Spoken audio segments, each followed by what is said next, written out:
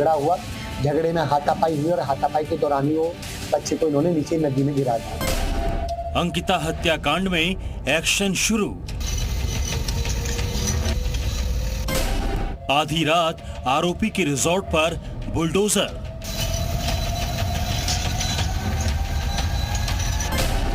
अंकिता के शव की तलाश जारी।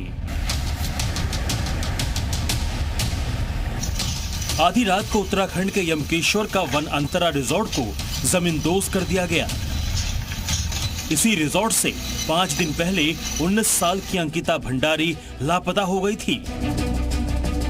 ये रिजॉर्ट अंकिता मर्डर केस में आरोपी पुलकित आर्य का है। पुलकित आर्य समेत अंकित गुप्ता और सौरभ को पुलिस ने गिरफ्तार कर लिया है। शुक्रवार को इन आरोपियों को ले जा रही पुलिस वैन को लोगों ने घेर लिया।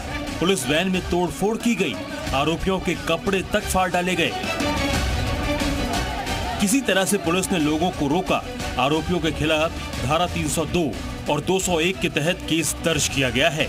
जब इनसे सख्ती से हमने पूछताछ करी तो 1 बाय 1 इनको हमने घटना स्थल पे लेकर के अब यहाँ पर क्या ऐसे क्या ये सब क्या ये सारी चीजें की, तो इन्होंने खुद इस बात को माना कि हमने रात को वहाँ पर किसी चीज को लेके हमारा झगड़ा हुआ, झगड़े में हाथापाई हुई और हाथापाई के दौरान ही वो बच्चे को इन्होंने नीचे नदी में गिरा दिया।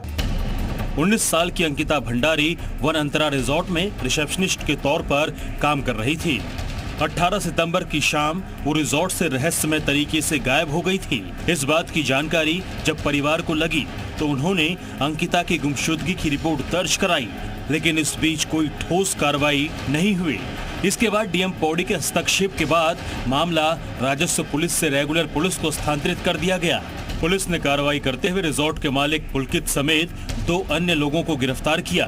पुलिस के मुताबिक रिजॉर्ट के मालिक पुलकित आर्य, अंकित गुप्ता और सौरभ ने हत्या की है। अंकिता को इन तीनों ने रिजॉर्ट से कुछ दूर चीला शक्ति नहर में फेंक दिया। शुक्रवार को नाराज लोगों ने रिजॉर्ट को घेर लिया और पत्थरबाजी शुरू कर दी।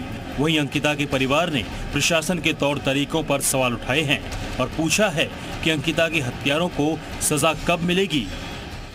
फांसी चाहते हैं कि हम उसे फांसी मिले।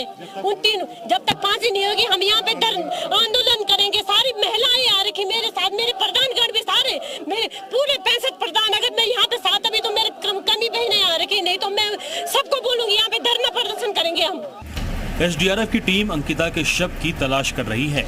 अंकिता को नहर में फेंके जाने के 5 दिन बाद उसकी डेड बॉडी का क्या हुआ होगा, ये कहना मुश्किल है। उत्तराखंड के पूर्व सीएम हरीश रावत ने गंभीर सवाल उठाए हैं। हमारी बेटियों की या हमारे भाइयों की मजबूरी का फायदा उठाया जाता है और उनको ऐसी उसका शिकार होना पड़ता है तो वो हमारे लिए बड़ा चिंता का विषय है। अंकिता को नहर में फेंके जाने की वारदात को 5 दिन बीत चुके हैं। वारदात 18 सितंबर को हुई, पर डेड बॉडी की तलाश 23 सितंबर को शुरू हुई। अंकिता की हत्या केस में अभी कई सवालों का जवाब मिलना बाकी है। मसलन ये कि आखिर रिजॉर्ट में ऐसा क्या हुआ कि अंकिता की हत्या मजबूरी बन गई। अंकिता की मौत के बाद क्या रिजॉर्ट का रहस्य सामने आ पाएगा? ब्यूरो रिपोर्ट, जी मीडिया।